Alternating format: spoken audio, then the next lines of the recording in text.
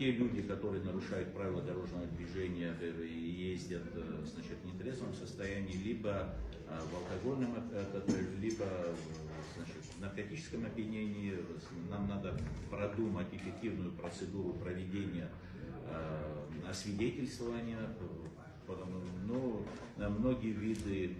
значит, освидетельствования должны проходить только, значит, в Сухуме, значит, из всей страны вести участников дорожного движения на освидетельствование в Сухуме, значит, я думаю, что создает много неудобств для наших граждан, и поэтому мы одновременно, я рассчитываю на то, что будем рассматривать вопрос, значит, работы нашего наркологического центра, вообще работы, которые надо проводить по освидетельствованию наших граждан, участников дорожного движения на местах. Каким образом мы будем делать территориально в 2 местах или в каждом районе будем это создавать.